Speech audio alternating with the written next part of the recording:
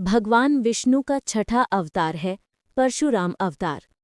परशुराम अवतार की विस्तृत कथा। 1.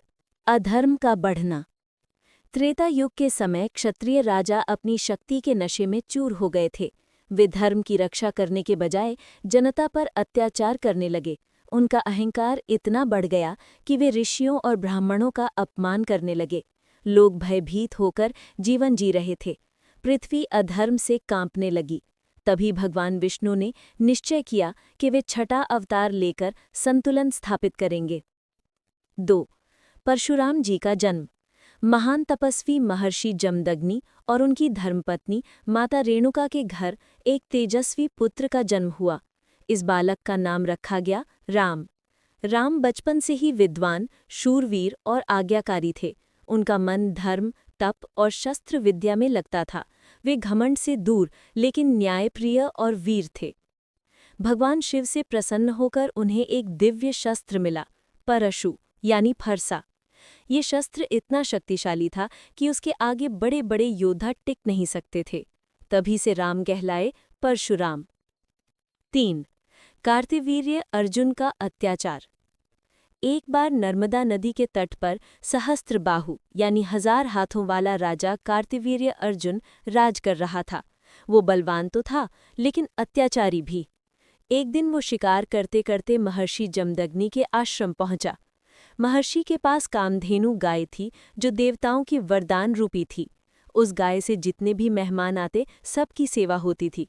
कार्तिवीर्य अर्जुन ने देखा कि महर्षि का आश्रम इतना छोटा होते हुए भी वो हर किसी की आवश्यकता पूरी कर पा रहा है। उसने लोभ में आकर कामधेनु को मांगा। महर्षि ने शांत स्वर में मना कर दिया, राजन, ये गाय मेरी साधना और यज्ञ के लिए आवश्यक है, इसे मैं नहीं दे सकता। क्रोध में आकर कार्तिवीर्य अर्जुन ने बलपूर्वक गाय छीन ली, आश्रम को तोड़ फोड़ दिया और इतना ही नहीं, बाद में महर्षि जमदग्नि की हत्या कर दी। 4. परशुराम का क्रोध और प्रतिज्ञा। जब परशुराम लौटे और उन्होंने अपने पिता की हत्या और आश्रम की दुर्दशा देखी तो उनका हृदय क्रोध और पीड़ा से भर गया। उन्होंने माता को प्रणाम कर शपथ ली, मैं क्षत्रियों के अहंकार का अंत करूंगा और तब तक नहीं रुकूंगा जब तक अधर्म मिट न जाए। वे अपने परशु को लेकर युद्ध भूमि में उतरे। 5. कार्तिवीर्य अर्जुन का वध। सबसे पहले उन्होंने कार्तिवीर्य अर्जुन को युद्ध के लिए ललकारा। सहस्त्रबाहु अपने 1000 हाथों से अस्त्र शस्त्र चलाने लगा। उसकी शक्ति देखकर देवता भी आश्चर्यचकित थे, परंतु परशुराम ने अपने परशु के प्रहार से उसका वध कर दिया और पिता की मृत्यु का प्रतिशोध लिया। 6. 21 बार क्षत्रियों का संहार।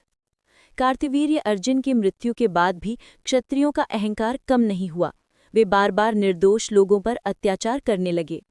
तब परशुराम ने संकल्प लिया कि जब तक क्षत्रियों का अहंकार समाप्त नहीं होता वे उन्हें दंड देंगे। उन्होंने 21 बार पृथ्वी का परिभ्रमण किया और अधर्मी क्षत्रियों का संहार किया। ये कार्य केवल हत्या करने के लिए नहीं था, बल्कि संतुलन बनाए रखने और धर्म की रक्षा के लिए था। 7. परशुराम का ज्ञान और तप। युद्धों के बाद भी परशुराम केवल योद्धा ही नहीं बल्कि गहन विद्या और ब्रह्म ज्ञान में भी पारंगत थे। उन्होंने कई महान योद्धाओं और राजाओं को शिक्षा दी। कहा जाता है कि महाभारत काल में भीष्म, द्रोणाचार्य और कर्ण ने भी उनसे शस्त्र विद्या सीखी।